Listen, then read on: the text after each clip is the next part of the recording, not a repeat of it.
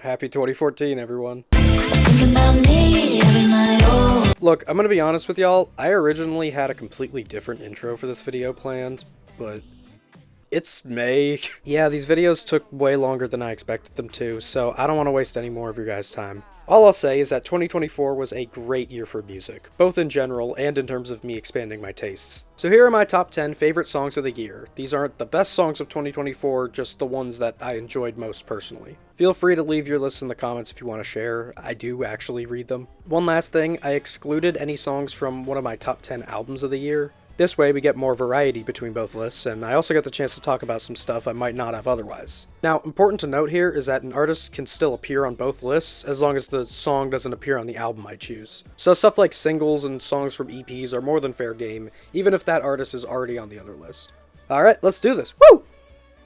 Wait, you mean to tell me you've never clashed blades before? Let's start this off with a question I think everyone has asked themselves at some point. What if Amy Winehouse was a battle rapper? I like to welcome everybody out to the Samurai. Chicago hip-hop legend Lupe Fiasco is no stranger to out there song concepts. I mean, the guy wrote a song about a hustler that dies and comes back to life, and then made an entire album based off the story of that song.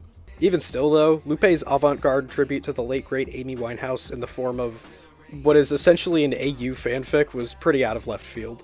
Samurai, and the album of the same name it comes from, tells the tale of an Amy that pursued a career in battle rap, using this framing device to touch on themes of legacy, hip-hop culture, and the cost of making great art. And hot damn, this is some great-ass art. Gotta start with the production here, courtesy of producer Soundtrack, who's been Lupe's go-to producer for decades now. The beat uses a Grover Washington Jr. sample, and this is some of the jazziest jazz rap to ever jazz. I love how the saxophone feels like it's dragging the rest of the beat along with it, like plants being pulled down a stream or something. It rules. And those dusty-ass drums give me heavy Nujabes vibes, which is not a compliment I give lightly. This is one of the best lo-fi hip-hop beats I've heard in a long time. Admittedly, I wasn't the hugest on Lupe's chorus the first few times I listened to this song, but it's really grown on me. The vocal harmonies are smooth as hell. Also, I love this part. Lil' battle rap, like that's so fun. But of course, Lupe's pen steals the show here, as it always does whenever he rhymes. We see him describe Amy's internal conflict between wanting to make great successful art and not wanting to feed into the artistic elitism of the upper class. So many great lines here, and Jesus Christ, this man is a rhyming behemoth. Big eyes looking like skies and binoculars, two nights live singing by the opera house, but not in it. This whole album is great, by the way. I highly recommend it for any fan of Amy Winehouse. Or hip-hop. Or art. I don't think it's a far-fetched statement to say that, if she had been alive to see it, Amy would have loved this entire album. And that's the highest praise one could ever hope for when making a tribute piece. Please welcome Cinderella.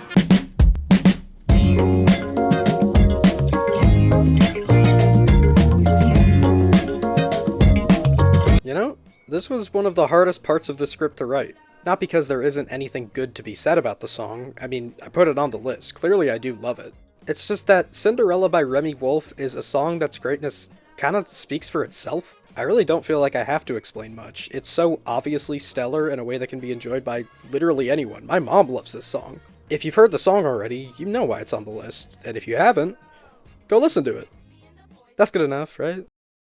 I don't have to do any more. And that's the thing of it, and it's good. Ugh, fine, I'll do my job. Well, for starters, Remy Wolf is an incredible vocalist. Any of her live performances should tell you that much.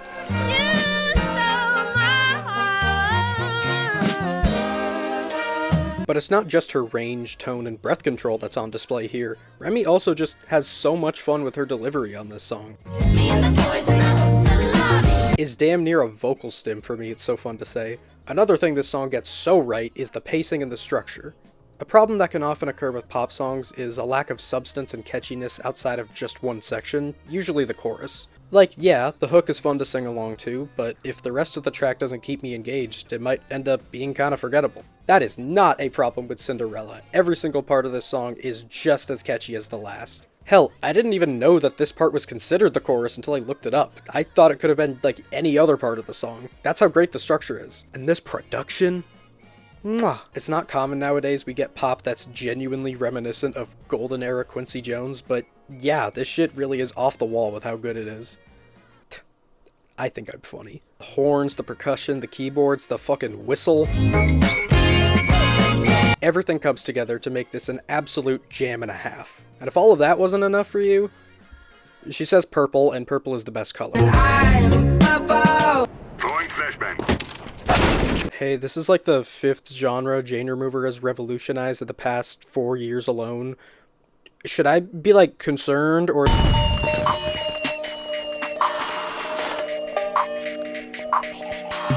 At this point, I'm kind of convinced Jane can just make music in literally any style and it'll be amazing. I mean, throughout the 2020s, we've already seen her straight up invent the Daria core scene, push indie-tronica and glitch pop to their breaking points with Frailty, and yeah, just like make the most out there shoegaze record ever while you're at it, that's fine. Jane only released 4 songs in 2024, 2 EPs of 2 songs each, and while all of them were spectacular, Jane Remover made a drill song, and not just a drill song, might I add, but one of the coolest songs in general I've ever heard. The level of swag on this track is unreal. There's so much packed into this not even 4-minute song. You've got the vocal interpolation of the melody from Backseat Girl,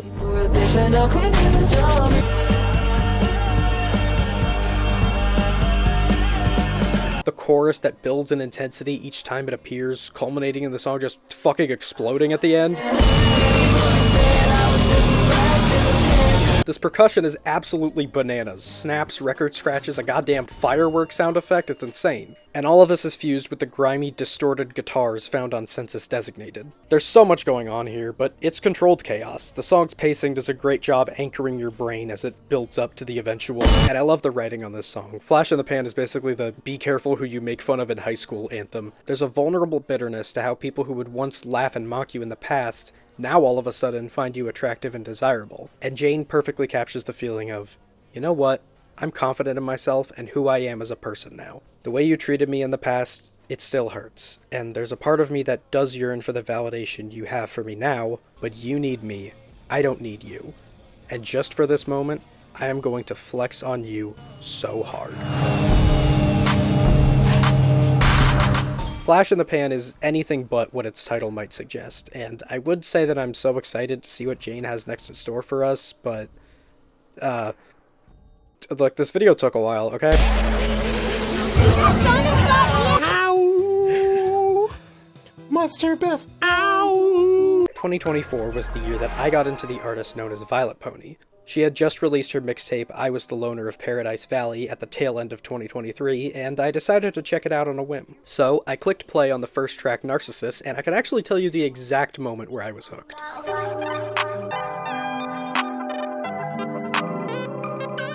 It's right there. It's that synth.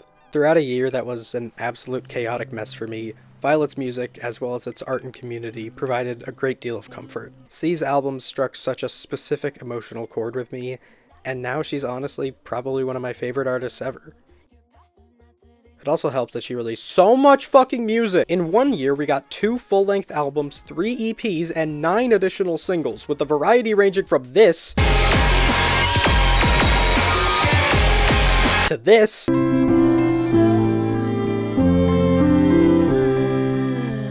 to this.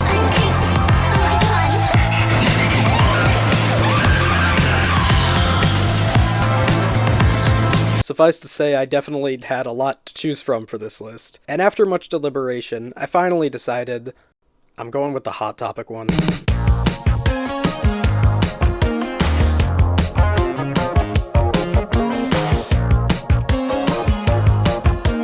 Fun fact, this track was actually commissioned by Violet's friend and frequent collaborator Neko Snicker, who also did the art for the song. Every pony say thank you to Neko for this bountiful harvest. To kick off Violet Pony's 27th era, the Dynasty of the Wolf and the Lamb.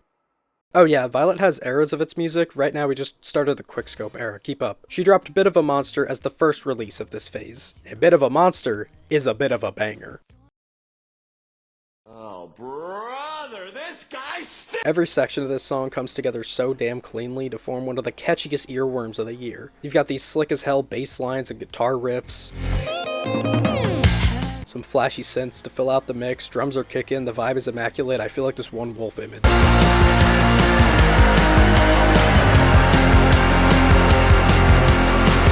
Violet also kills these vocals, really channeling her emo swag on this one. I really love how the chorus repeats the phrase, "I'm a little bit of a monster," twice, but with two distinct melodies each time.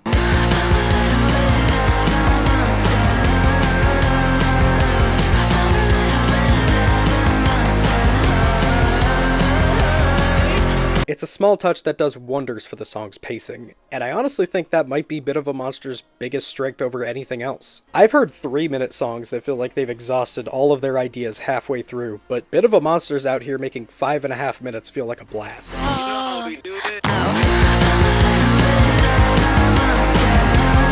If you're completely new to Violet's music, I think this is a great track to get you hooked.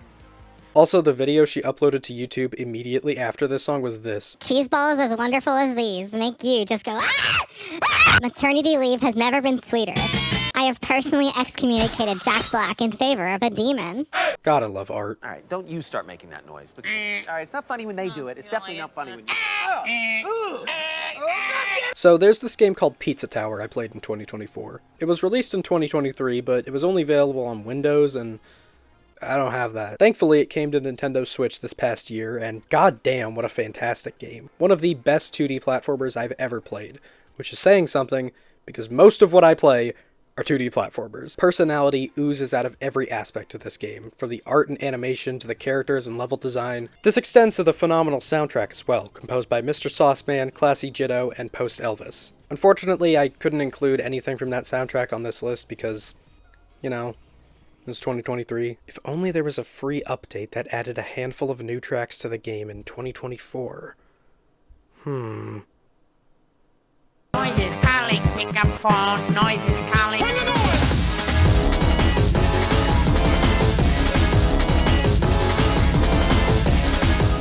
A bit of context for anyone who might not have played Pizza Tower. The Noise is a boss character in the base game heavily inspired by the Noid, a character for Domino's advertisements in the 80s. He was already a fan favorite, so when the Noise update was added to the game in March of last year, pizza heads were losing their shit. Now you can replay the whole game as this little freak with an entirely separate moveset than the protagonist, Peppino. See, a big part of Pizza Tower's identity is how each level ends. You can take as much time as you please getting through the stage, but once you hit the Pillar John, you better hope you get to the entrance before the timer runs out, or else, sorry, try the level all over again. But if you're able to go quick enough and you have an extra minute or two, you can actually go for a second lap, the trade-off for the risk being a significantly higher score. That's what Worldwide Noise is, the Noises Lap 2 theme. So with all that context, I think you can now see how this matches the tone pretty well. Worldwide Noise feels less like a song that starts and ends and more like one that flies by at 200 miles over the speed limit. Classy Jitto was out of their mind with this one. These drums are absolutely bonkers. The main repeated melody is so goofy and cartoonish, it feels like it could only fit a character that looks like this. And what Classy Jitto did with this vocal sample is fucking unhinged.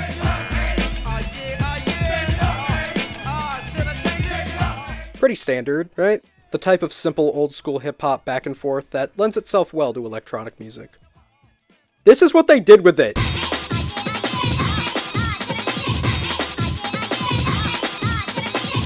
It sounds like they shrunk the original vocalist and turned him into fucking aliens or something. It's so manic and feverish compared to the smoothness of the original. And don't even get me started on this part.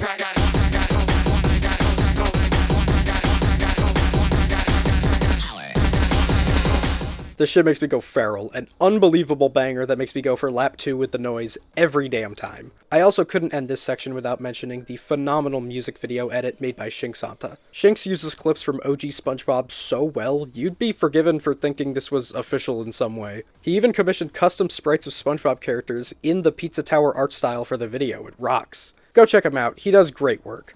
Though, massive epilepsy warning for basically every video on his channel. It's Mr. 305, Mr. Worldwide, back at it again and let you know. Can YouTube please stop giving me helplines? I promise I'm not searching for opiates, I just want the funny cat songs.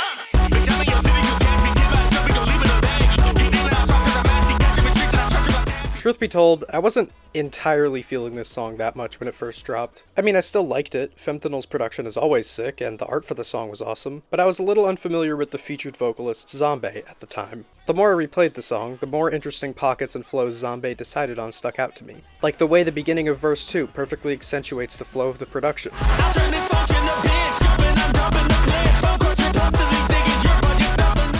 Everything just started to click, and I found myself addicted to this song more than any fentanyl track before or after it. There's something about the relatively less crowded production on this one compared to her other songs that makes it really stick out in my mind. It gives a ton of room for Zombie to breathe and go off, while still managing to pack a hell of a punch on its own. Zombie really is the star of the show here. Her delivery on the hook is fucking powerful. Next. Shit, you can't tell I'm who's stupid, bitch, with dope. Shit, shooting everyone like you, we better run. Quick, I don't tell them what I'm doing. Worldwide is a song about socio-political issues and how they're dealt with and perceived in the internet age. And Zombie is a damn good writer. As a fellow neurodivergent person, this line hit really hard. Throughout the track, Zombie perfectly captures the feeling of the current state of the world. There's this anger at people who turn a blind eye to problems that don't directly affect them, at people who will argue their points online to a brick wall and think they're pushing progress forward, at the wealthy in power who don't care about any of this and cause more damage to a distracted population.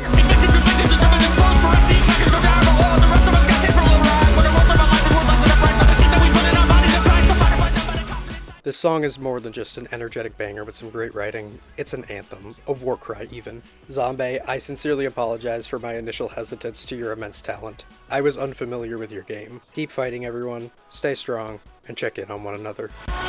Watch him run.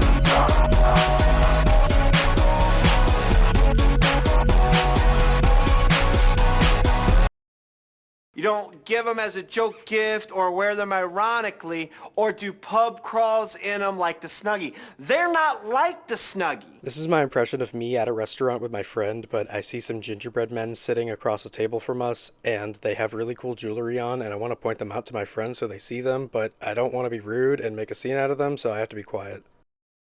Psst, I see bread, people. I really hope at least one of you laughed at that.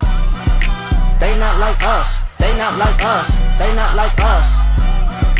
They not like us. I mean, fucking of course. Did you really think the song of 2024 wasn't gonna be on here? The tale of one man's efforts to surgically remove the once most popular rapper in the world from his throne will go down in music history. With a moment as culturally big as this, there's of course going to be a lot of discussion and analysis on it. Throughout 2024, we saw creators making some of the best and most profound conversations on art, culture, and what this battle really represented at its core. There was also a lot of shit like this. And what's also really clever here is that Drake is 37 years old, and he says the N-word 37 times on this track, and I believe his reasons for doing this is he's basically saying the word for every year that he's been alive to symbolize that he was indeed born black. Yeah, the absolute last thing YouTube or anyone needs right now is another white guy talking about this song's importance to a bunch of cultures he's not a part of. So instead, I want to touch on 3 things that I don't think have been covered quite as frequently with this song. 1. Mustard on the beat? LA native hip-hop producer Mustard has been in the industry for a little over 2 decades now. You're no doubt familiar with plenty of his hits over the years. I Don't Fuck With You by Big Sean, Needed Me by Rihanna, Ballin' in High Fashion by Roddy Ricch. He's been a staple of popular music for the better part of the 21st century, and this might just be his best work. Never in a million years would I think to turn this soulful jazz sample into the club anthem to end all club anthems. It's just repetitive enough to be a level 100 earworm while still never feeling annoying, despite the fact that most of the song is just... Among the many wonderful things the success of this song did, the general audience finally giving Mustard his long-deserved flowers was one of the best to see. People have always respected and enjoyed his work, but this track alone solidified him to many as one of the best working producers in the industry. 2. Every section of this song is iconic. You know how people will often praise a song like Hey Ya by Outkast for how many legendary moments it contains? Every 10 seconds of Not Like Us, you're being hit with a new classic, be it the way a line is delivered or a standout punchline. Kendrick packs so many quotables into 4.5 minutes, and he has so much fun with them that it never feels forced. Real ones know there's an art to being silly, and on top of all of its other strengths, Not Like Us is one of the silliest hit songs in a very long time. And finally, 3. The DNA of the song. There's a reason why the song has the title it does. Not Like Us is a celebration of community. It is largely centered around black hip-hop and West Coast culture first and foremost, but this song has also just brought so many people together in general. And the level of creativity that came from all corners of the internet was so goddamn cool. It's probably A minor. I don't think a popular song has sparked this many memes and variations since Sicko Mode with... For real though, this was such a blast to witness and be a part of. They not like us. They not like us. They not like us. We got dance routines, covers, shitpost edits, animations, I'ma do my stuff. Why you trolling like a bitch? Ain't you tired? remixes.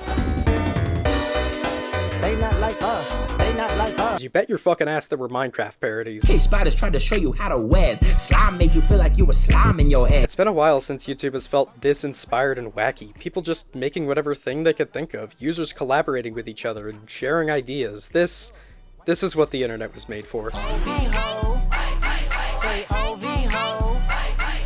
Now some of you might be wondering, why is this not number 1? Why did I only place it at 1, 2, 3, 4, 5, minus 1?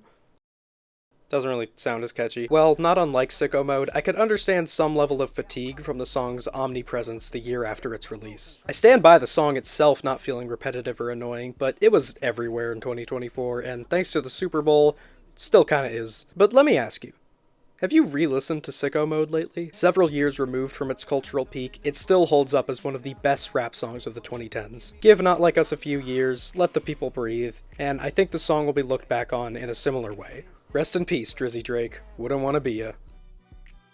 You're all that remains. Finish the mission. I never really got into Call of Duty, but if hitting a trick shot feels the way this song sounds, yeah, I think I get it now.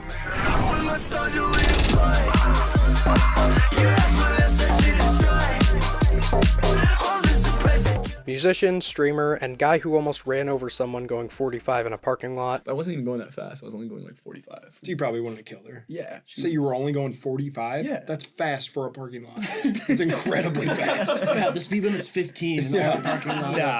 Eric DOA had a pretty eventful 2024, from opening the North American leg of Porter Robinson's world tour, to accidentally creating a viral meme during a live stream. Imagine if Ninja got a low table fade. Imagine if Ninja got a low taper fade. You know what's crazy is that low taper fade like meme is, dude, it is still massive. Yeah.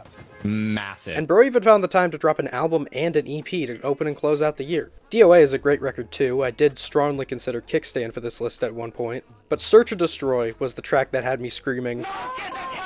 Blending his usual digicore sound with some electro house made for maybe the best banger in Eric's career. For a song that's under 2 minutes, it leaves you set ablaze in that time with its energy. Those swirling digitized vocals make for such an epic way to open and close out the track.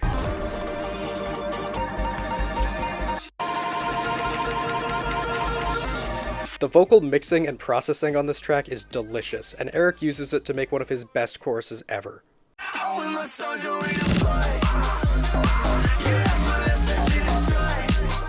Like, the second that bass kicks in, I'm launched out of my chair right into the heat of battle. The whole track having a camo coat of paint on it just makes it even cooler. I have never heard a more trickshot compilation sounding song in my life. Short, sweet, scope, snipe, swag.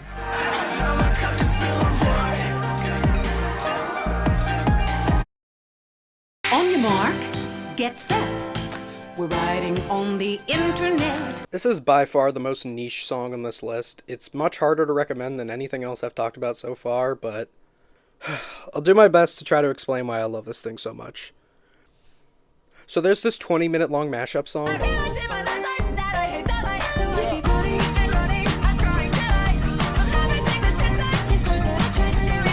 I love mashup music. A lot. It has a special place in my heart as being one of my earliest gateways into caring about music. Hell, if you go back to my old videos, my very first upload wasn't even about traditional music. It was a mashup I made. As I've grown over the years, so too has my taste and knowledge of music, but my love for mashups has persisted. And Internet Culture 2 by Crypto Digital almost makes me want to cry. Now, that might sound stupid to some of you. This is a song that at one point combines Boom Boom Pow by the Black Eyed Peas with fucking Plants vs. Zombies. But just hear me out. Internet Culture 2 is the sequel to Crypto's Internet Culture, released in 2022. Both songs are a style of mashup known as a megamix mashup. Essentially, they're mashups that incorporate dozens of sampled songs to create one long multi-stage track. Think of it kind of like a cross between the transitions and song fusions of a DJ mix and the structure of a progressive rock song. Internet Culture 1 was great in its own right, but the second perfectly showcases everything I love so much about mashup music. At a staggering 20 minutes in length, 122 songs are included throughout the mashup's duration, with the variety of artists ranging from Pink Floyd to Machine Girl, Hall & Oates to Porter Robinson, Lemon Demon to NBA Youngboy. I've linked the video's WhoSampled page in the description. Go browse through it if you really want a sense of how unbelievable the sampling in this song is. And with those tools, Crypto crafts some of the most genius blends you can imagine, constantly warping and manipulating samples to change their melodies, flow, even time signatures.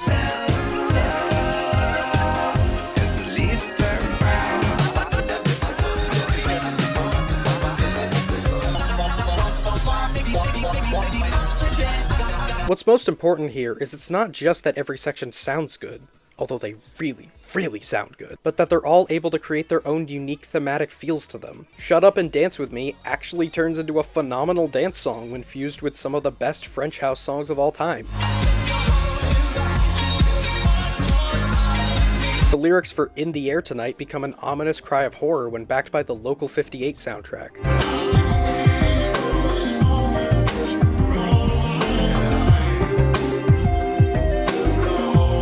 Wolves by Kanye West, Nuclear from Metal Gear Solid 5, and Minecraft all combine to make this jaw-dropping finish.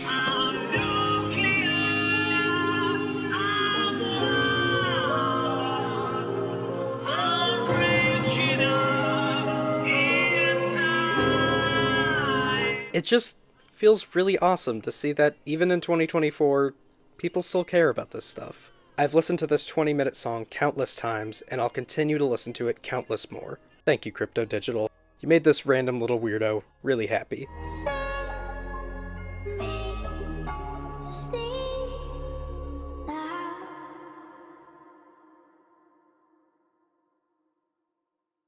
Before we get to number 1, here are 10 honorable mentions.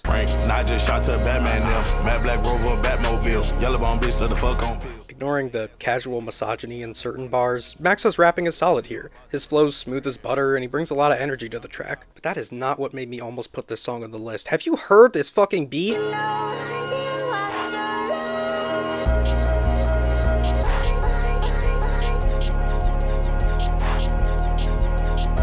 Evil Gianni is a producer I've been becoming a bigger fan of with every passing year now, and what he did with this Frou Frou sample is goddamn magical. Maxo could have made fart noises over this beat and it would have ended up here. It's okay, it's okay.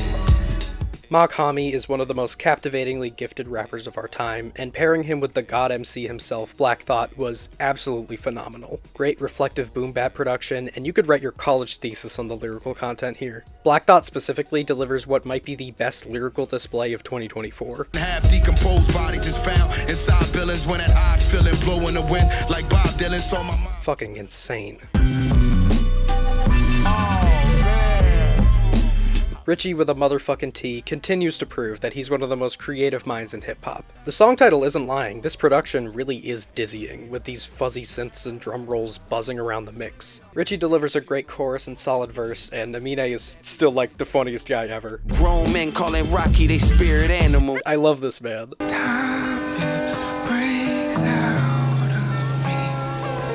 If anyone's looking for a 9-minute soundtrack to the apocalypse, here you go, I guess. God, this song is soul-crushing. The production feels ripped from a nightmare with these ghoulish moans and eerie guitar tones. Every vocalist sounds absolutely drowned in despair, and these lyrics, my fucking god, these lyrics. They call like calm down, he doesn't have long to live. I dress slowly.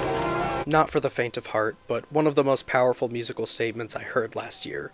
Don't know if I'll be returning to it much, though. I was fine. I was fine. The Coyote can go on as long a hiatus it wants if the songs we get are this good. An addictive level of rhythm and syncopation, and Napalm is maybe my favorite singer in music right now. What an unbelievable talent.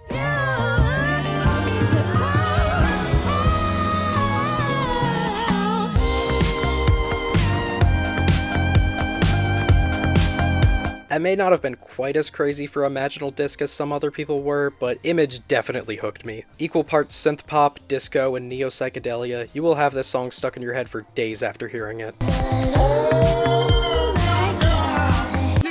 time dope dealer selling dope. Is you like that? Kicking doors, kicking in doors. Is you Remember when this beef involved more than 2 people? That was funny. Kendrick's feature was obviously the star of the show here, and it's still a great verse, even after the dust has settled. And Metro cooked up what honestly might be one of his best beats ever, masterfully flipping old school rap samples to make an electrifyingly replayable banger. And Future did his thing on here. And by that I mean his parts are catchy but also really, really misogynistic. That's his thing that he does, he's usually pretty good at that.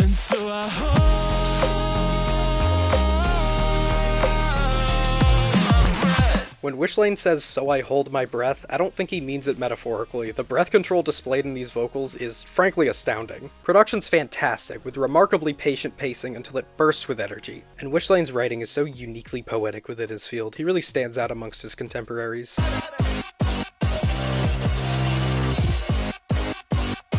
I'm a little sad that "I Lay Down My Life For You" didn't stick with me throughout the year as much as I would have hoped, but at least I got this song out of it. And also JPEG Ultra, I really like that one too. The build up to the initial drop at the beginning with only the vocal sample goes crazy, and the electric guitar and funny one-liners are just the cherry on top. Too bad he already took a shit in the Sunday. It feels like I've been underground for this whole year, just waiting for the sun to reappear. If 13-year-old me saw that I enjoyed a song that sounded this emo in the future, he'd probably be embarrassed and call me cringe.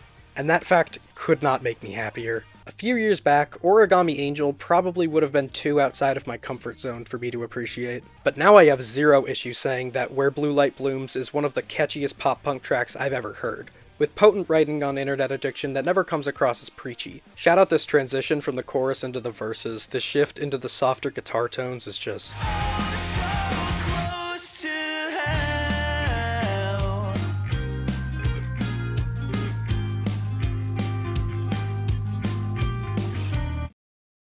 Alright, now on to number 1.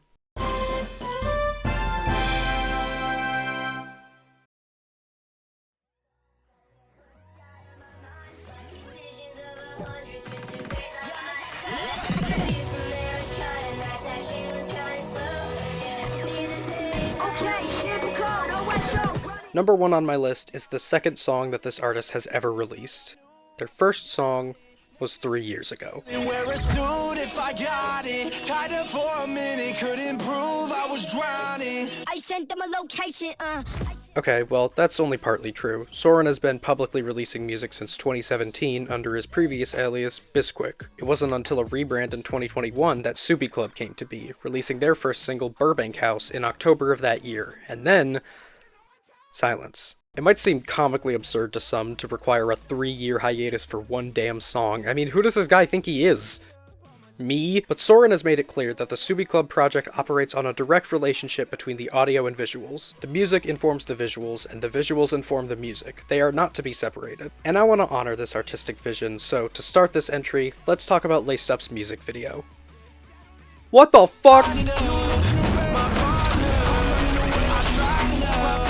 Soren might be the sole vocalist and main producer of the project, but he is by no means the only member of Subi Club. In fact, every contributor to the song's 9-minute video is a part of the team, and there were a lot of people that contributed. Laced Up is one of the best music videos I have ever seen. Full stop. Every aspect, from the lighting, to the editing, to the animation, to the acting, to the sound design. I would be doing this song a disservice if I didn't talk about its absolute masterpiece of a video. So you know what? Fuck it. Mini top 10 time. Number 10. All these static black and white frames that flash throughout the first act of the video. 9. This welding shot? Fucking ridiculously cool. The lighting and color work especially here is outstanding. 8. I already showed it at the beginning of this entry, but this freeze frame title drop right as Soren hits the nastiest slide of all time is legendary shit. 7. This one little moment with Agent 7 catching his breath. To quote Soren on Twitter, "I love cartoons, this is so cartoons."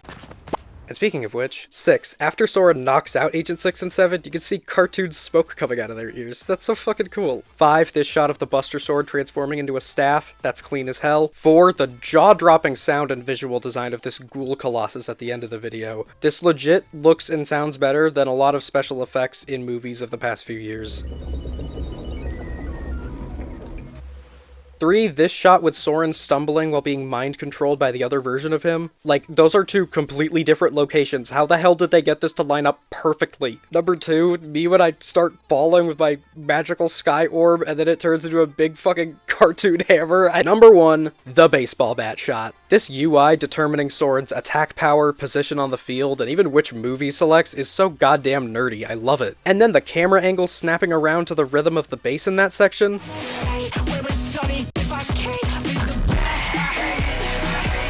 I haven't stopped rewatching this music video. I can't stop. It is absolute cinema of the highest caliber. It definitely helps that the song itself is one of the most addictive bursts of energy I've ever heard. Laced Up's standard version clocks in at not even 3 minutes in length, but god damn does it make an impact in that time. We've got this great Midwest emo sample texturing the track.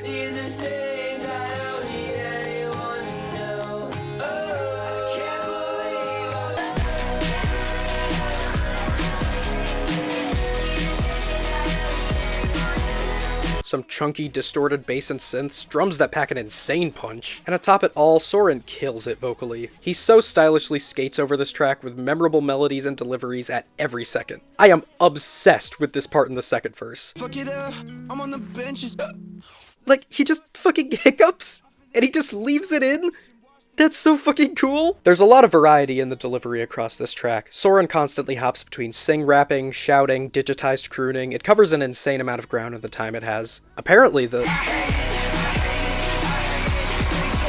part literally just came from Soren's actual anger when recording the song, because he needed to extend the chorus somehow to line up with the video properly. And that's kind of exemplary of why Laced Up feels like such a massive creative triumph to me. One small, very passionate team collaborated with dozens upon dozens of artists to create something more exciting than anything in Hollywood right now, with probably 0.1% of their budget. Throughout this video, I've shouted out many creators and communities who were able to take the music of 2024 and make something of their own with it. And I think that's my big takeaway from the year. It's really wonderful seeing the internet so creative and wacky again. Laced Up might have taken 3 years to come out, but when the finished product is this fantastic and showcases the talent of over 30 different collaborators, I don't really care how long it took. I hope my video made you feel the same way, and if it did,